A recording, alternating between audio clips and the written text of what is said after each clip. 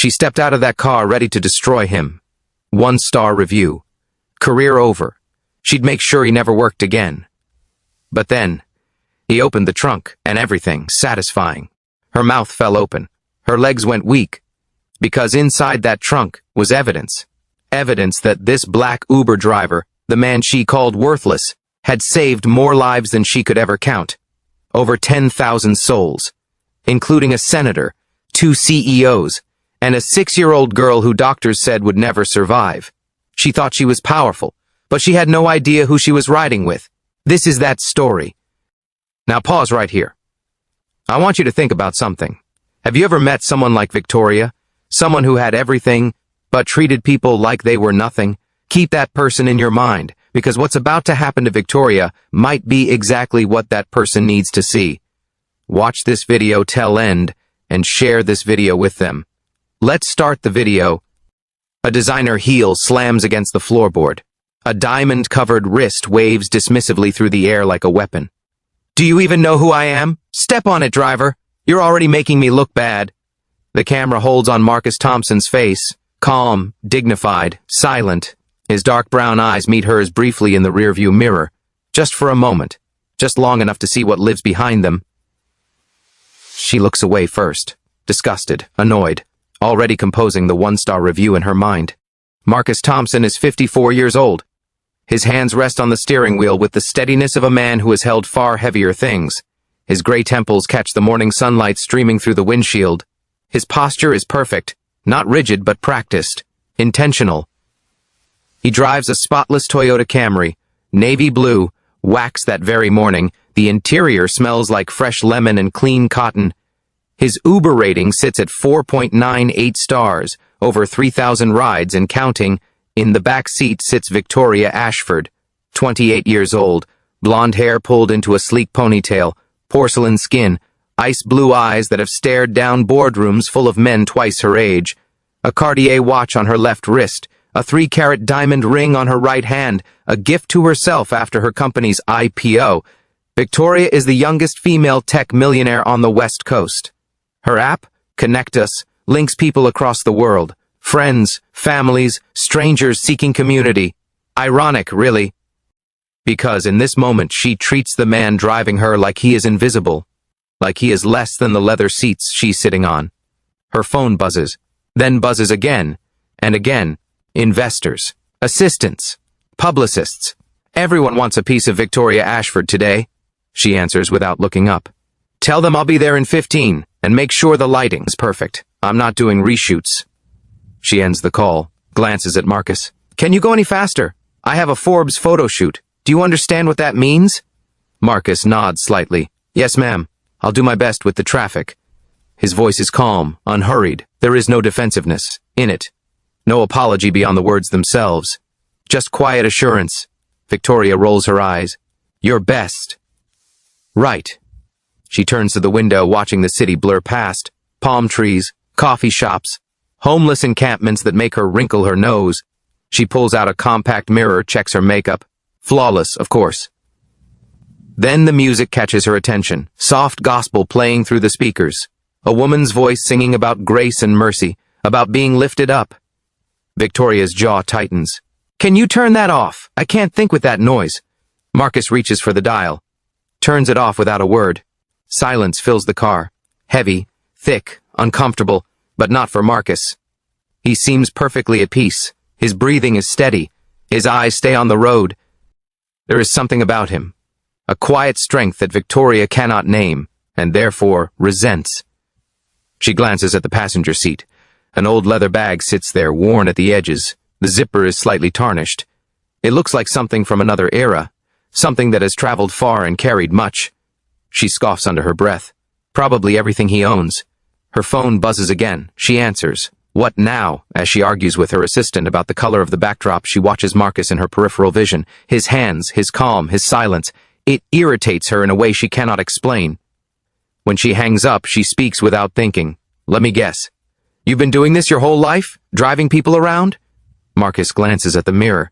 Not my whole life, no. Could have fooled me. She examines her nails. Perfect manicure. Perfect everything. People like you. You don't understand what it takes to build something, to sacrifice, to work 80-hour weeks while everyone doubts you. Marcus says nothing. I came from nothing, Victoria continues, though that is not entirely true. Her father was a real estate developer. Her mother came from old money. But Victoria has rewritten her story so many times she almost believes it now. I built an empire. What have you built? The question hangs in the air like smoke. Marcus's eyes flick to the mirror once more. There is no anger there, no hurt, just something. Something she cannot read. Few things, he says quietly. Victoria laughs, cold, dismissive. Sure, a Spotify playlist maybe. She looks back at her phone, types furiously, deletes, types again. The car rolls on through the morning traffic. Sunlight pours through the windows, golden and warm. The kind of light that photographers pay thousands to recreate. The kind of light that makes everything look beautiful. Everything except the coldness in Victoria's heart. She doesn't notice the worn Bible tucked beside Marcus's bag. She doesn't notice the photograph clipped to his sun visor. A young boy in a graduation gown, smiling wide. She doesn't notice anything that doesn't serve her. But she will, because in just a few miles, everything is about to change. There is something in his trunk, something she will never forget. Something that will shatter every assumption she has ever made. About him, about success, about what it truly means to matter in this world. And when she sees it, nothing will ever be the same. The car continues forward, the sun continues to shine, and Marcus Thompson continues to drive. Steady, silent, and completely underestimated. Just the way he prefers it. Victoria's phone dies mid-sentence. She stares at the black screen like it has personally betrayed her. Her thumb jabs at the power button. Nothing. Dead. No. No. No. No. She looks up, panic, flickering in her ice-blue eyes. Do you have a charger? Please tell me you have a charger. Marcus reaches calmly into his glove box, pulls out a white charging cable, hands it back to her without a word. Victoria snatches it, plugs in her phone, waits. The screen lights up. She exhales, relief, but she doesn't say thank you, doesn't even acknowledge the gesture. Marcus returns his hand to the wheel, his expression unchanged, patient, still. As the phone powers back on, the notifications flood in, emails, texts, calendar alerts. Victoria's fingers fly across the screen, responding, delegating, demanding. I don't care what the caterer says. Vegan options are non-negotiable. And if the venue coordinator calls again, tell her I'll find someone else. There are 100 venues begging for my business. She ends the call, immediately takes another. What do you mean he's reconsidering? He signed the term sheet. Tell him if he backs out, I will bury him. I will make sure no one in this industry touches him again. Her voice is sharp, cutting, designed to wound. Marcus listens, not eavesdropping, just present, a witness to the way power can corrupt.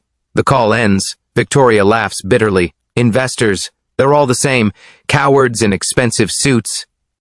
She catches Marcus's eye in the mirror. For a moment she expects him to agree, to validate her, to say something servant-like, something beneath her, but he just drives. That silence bothers her more than she wants to admit. You know, she says, leaning forward slightly. I closed a $50 million deal last month. $50 million. Do you know what that feels like? I imagine it feels significant, Marcus replies softly. Significant? She laughs. It feels like winning, like proving everyone wrong, like being untouchable. Marcus nods slowly. And does it make you happy? The question catches her off guard. Her smile falters, just for a second, just enough. Happiness is for people who can't afford ambition, she snaps. They approach a red light. The car slows, stops, and that's when the homeless man appears. He shuffles toward the car slowly, old coat, weathered face, a cardboard sign in his trembling hands. The words are faded, but the message is clear. Hungry, anything helps. God bless. Victoria's reaction is immediate. Don't even think about stopping. Just go. Go. But the light is red. Marcus cannot move. The man approaches the passenger window. His eyes are tired but kind. There is no aggression in him, just need. Victoria presses herself back against her seat, as if poverty might be contagious. Drive. Now. I don't care about the light. Marcus does something unexpected. He rolls down his window, reaches into his center console. Pulls out a $20 bill and a protein bar. The homeless man's eyes widen. Tears form at the edges.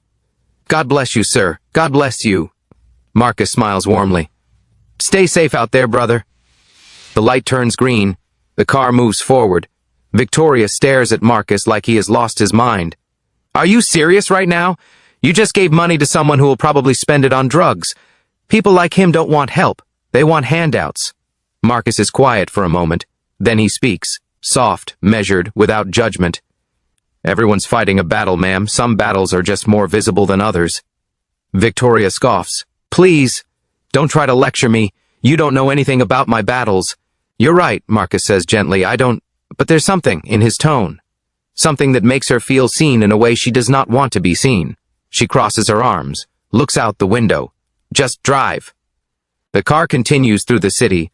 The silence between them grows heavier, denser, charged with something unspoken. Victoria's phone buzzes again. She answers, argues, hangs up, repeats. 20 minutes pass. They approach the freeway and immediately see the problem. Construction, orange cones everywhere, signs flashing, road closed. Victoria sits up straight. What? No. This can't be happening. I can take an alternate route, Marcus offers. It will add about 10 minutes. But 10 minutes? I don't have 10 minutes. She pulls up her phone. Scrolls frantically through maps. Here, take Oak Street. It cuts through. We'll save time. Marcus hesitates. Ma'am, that area, it can be rough. I'd recommend. I didn't ask for your recommendation. I gave you directions. Follow them. Marcus looks at her in the mirror. Something flickers in his eyes. Not anger, but something close to sadness. Yes, ma'am. He turns onto Oak Street.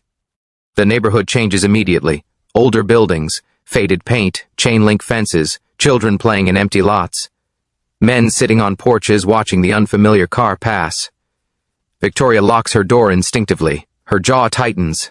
Why do people live like this? She mutters. No ambition, no drive. Marcus says nothing. They pass a community center, a mural painted on its wall. Children's faces, bright colors, words of hope. They pass a small church. A sign out front reads, all are welcome, all are loved. Victoria doesn't notice any of it. And then, it happens. Thunk. The car shudders, pulls to the right.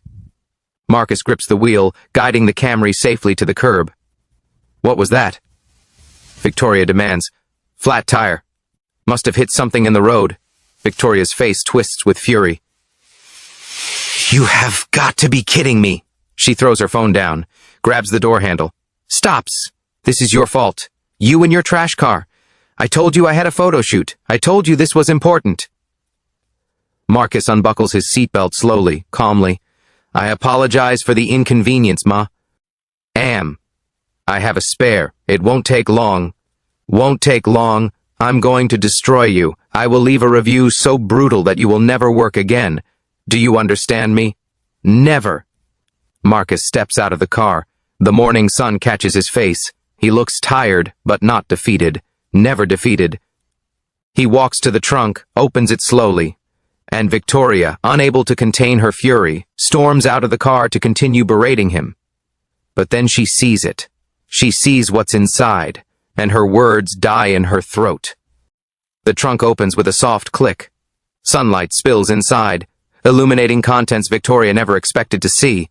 She had imagined jumper cables, maybe an old blanket, a worn spare tire surrounded by fast food wrappers. But this is something else entirely.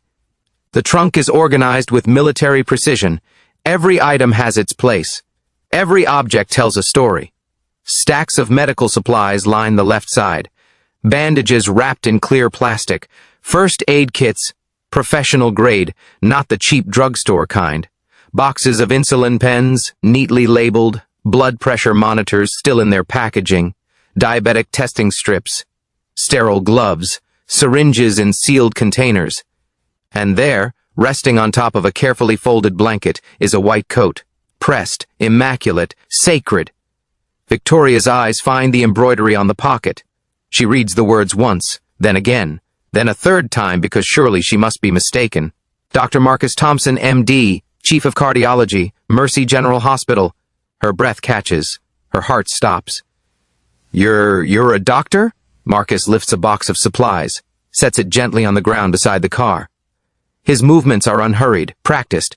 He has done this 1,000 times. Retired, he says simply. 32 years.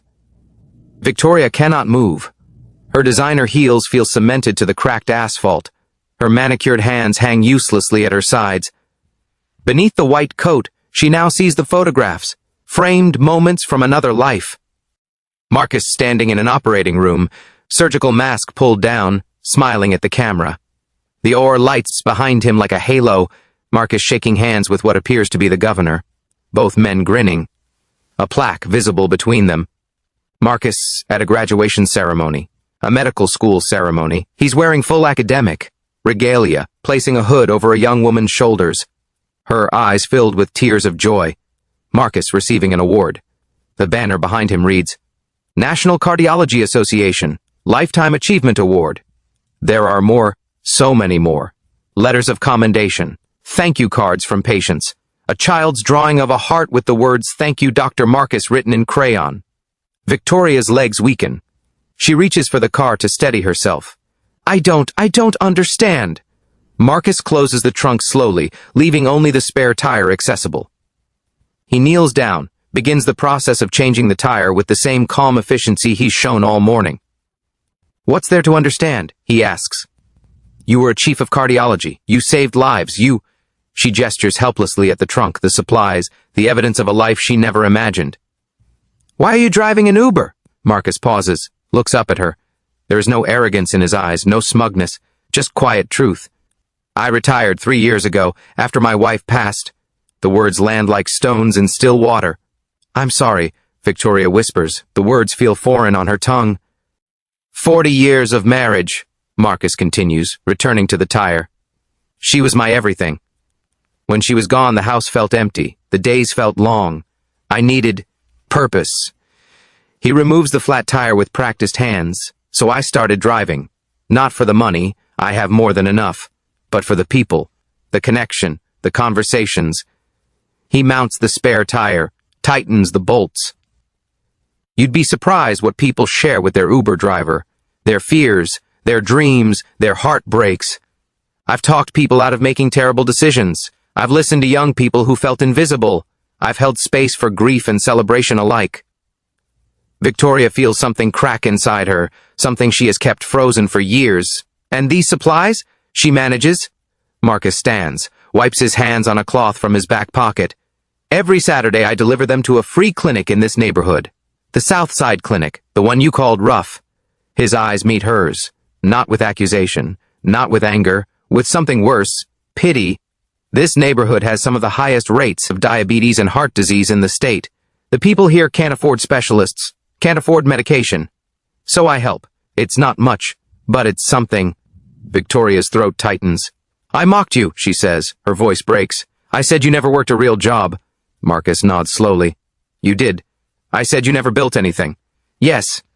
Tears spill down Victoria's cheeks, hot and shameful.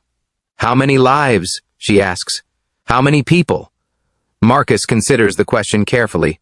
By my count, over 10,000, including a senator, 2 CEOs, he pauses, and a little girl named Maria who was brought into my ER with a heart defect. She was 6 years old. The surgeon said it was hopeless. He smiles softly at the memory. She turned 22 last month, graduated top of her class. She wants to be a cardiologist. Victoria covers her mouth with her hand. You asked what I've built, Marcus says. He closes the trunk gently, reverently. I've built lives, ma'am. I've given strangers second chances. I've helped people live long enough to see their grandchildren, to watch their babies walk, to say I love you one more time.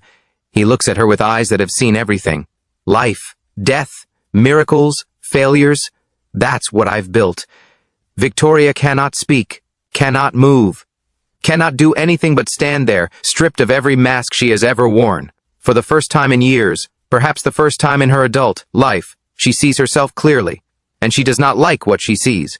She sees a woman who measures worth in dollars and followers, a woman who has stepped over others to climb higher, a woman who has everything money can buy and nothing that money cannot. She sees emptiness dressed in Chanel, loneliness wearing a Cartier watch, fear pretending to be strength. I'm sorry, she whispers. The words feel inadequate, pathetic. But the why are all she has. Marcus looks at her for a long moment. And then, impossibly, he smiles. I know, he says. I know you are. He opens her door, gestures for her to get back in the car. Come on. We can still make your photo shoot. Victoria stares at him in disbelief. After everything I said to you, you're still going to help me. Marcus nods. That's what I do, ma'am. That's who I am. She climbs into the car slowly. Something has shifted inside her. Something fundamental and permanent. The door closes. Marcus returns to the driver's seat, and as the car pulls away from the curb, Victoria realizes something that will change her forever. She has spent her entire life building an empire, but this man, this quiet, humble, extraordinary man, has built something far greater.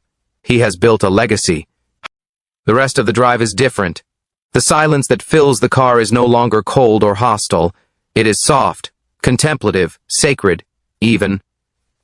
Victoria sits in the back seat, but she is not the same woman who got in 45 minutes ago. Something has cracked open inside her, something she cannot close even if she wanted to. She watches Marcus drive, his hands on the wheel, his eyes on the road, his shoulders relaxed but alert. She thinks about all the times she dismissed people like him, waiters, janitors, assistants, anyone she deemed beneath her, anyone who didn't fit her definition of success. How many stories did she miss? How many Dr. Marcus Thompsons did she overlook because of their uniforms, their cars, their accents? The thought makes her stomach turn. Her phone buzzes. She looks down at it, sees the notifications flooding in, the publicist asking where she is, the photographer threatening to charge her for the delay, the investor demanding a callback. She silences the phone, places it face down beside her. The Forbes photo shoot suddenly feels very small. Marcus turns down the radio. Gospel music, the same music she asked him to turn off earlier, plays softly through the speakers. This time Victoria listens, really listens. The singer's voice is rich and warm, singing about grace, about being lifted when you cannot stand, about finding strength in surrender. That song, Victoria says quietly. What is it? Marcus smiles. It's called Amazing Grace. But this is my favorite version. A woman named Aretha Franklin. It's beautiful. It was my wife's favorite. Victoria feels tears prick her eyes again. She blinks them back. Tell me about her. Your wife. Marcus's smile deepens. It was the letter she received from a little girl named Maria. The same Maria whose heart Marcus had saved 22 years ago. Thank you for telling Dr. Thompson's story. He saved my life, and now I get to save others. That's his real legacy. Victoria framed the letter, hung it in her office. Softens. Her name was Dorothy. Dottie, to everyone who loved her. She was a nurse. That's how we met, at the hospital. I was a young resident. Thought I knew everything. She set me straight real quick. He laughed softly at the memory. She had this way of seeing people. Not what they looked like or what they had, but who they really were. She could spot a hurting soul from across the room. He pauses at a red light. Looks out at the city. She would have liked you, I think. Victoria frowns. Me? After everything I said? Especially after everything you said. Marcus glances at her in the mirror. She always said the people who push hardest are usually the ones hurting most. Victoria's breath catches. She's right, she whispers. She was right. The light turns green. The car moves forward. They are close now. A few blocks from the Forbes venue. Victoria can see the building ahead. All glass and modern architecture. A crowd of people waiting outside. Cameras. Assistants with clipboards. Her world. Her empire. It looks so hollow from here. Marcus pulls the car to the curb, puts it in park, turns to face her. We made it. You won't be too late. Victoria doesn't move. She sits there, staring at the building, at the life she has built, at everything she thought she wanted.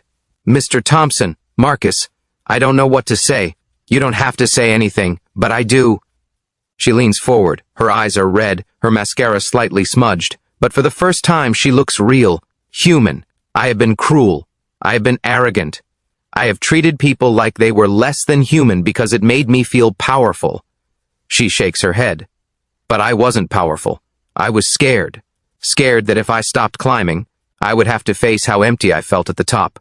Marcus listens, patient as always. You could have humiliated me, Victoria continues. You could have told me off, made me feel small. You had every right. Maybe, Marcus says. But what would that have accomplished? Justice. Marcus shakes his head slowly. Justice isn't about making others feel small. It's about lifting everyone up, even the ones who don't think they need it. Victoria lets out a breath she didn't know she was holding. How do you do it? How do you stay so kind? Marcus considers the question. When you've held as many hearts in your hands as I have, literally, you start to see things differently. Every heart beats the same way, rich or poor, black or white, kind or cruel. We're all just trying to survive, trying to matter. He reaches into his pocket, pulls out a worn business card. Here, this is the address of the Southside Clinic. If you ever want to see what real community looks like, you'd be welcome.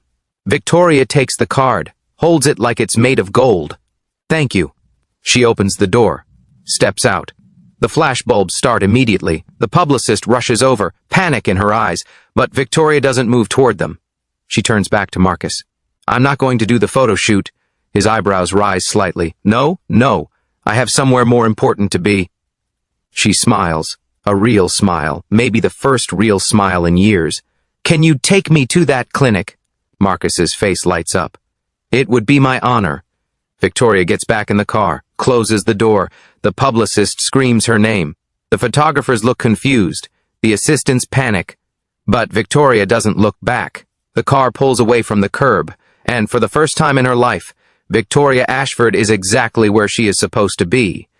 They arrive at the Southside Clinic 30 minutes later. It's a small building. Modest. The paint is peeling slightly. The sign out front is hand-lettered. But there's a line of people stretching down the block. Families, elderly men and women, children holding their parents' hands. Marcus opens the trunk, begins unloading supplies.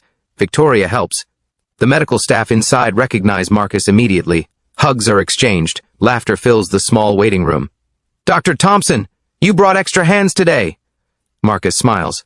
This is Victoria. She wanted to see what we do here. A young nurse low. Okays Victoria up and down, notes the designer clothes, the expensive jewelry, but instead of judgment she offers a smile. Welcome. We can always use help. Victoria spends the rest of the day at the clinic. She checks patients in. She hands out supplies. She sits with an elderly woman named Grace who tells her stories about her grandchildren. She learns names, learns stories, learns what community really means. When the clinic closes for the evening, Victoria is exhausted. Her designer clothes are wrinkled. Her makeup is gone. Her perfect ponytail has fallen loose. But she is glowing. Thank you, she says to Marcus as they stand outside the clinic. For everything. He nods. What are you going to do now? Victoria looks at the sunset, orange and gold painting the sky. I'm going to use what I have to help people who need it. Not for publicity, not for my brand, just because it's right. Marcus smiles. Dottie would have liked that. Victoria laughs softly, wipes a tear from her cheek. I hope so. 6 months later, Victoria Ashford is still a millionaire, still runs a successful company, still appears in magazines. But something is different. Her company now donates 30% of its profits to community clinics across the country. She personally funds the expansion of the Southside Clinic, a new building, new equipment, a staff of 10 full-time doctors. She visits every month, not for cameras, not for clout, for connection. The Forbes article. Eventually ran, but not the one they originally planned.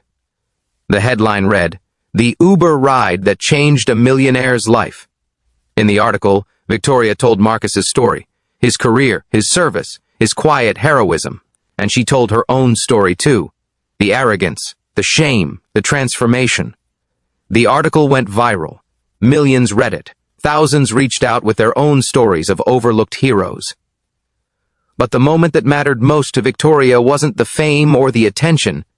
It was the letter she received from a little girl named Maria, the same Maria whose heart Marcus had saved 22 years ago. Thank you for telling Dr. Thompson's story. He saved my life, and now I get to save others. That's his real legacy.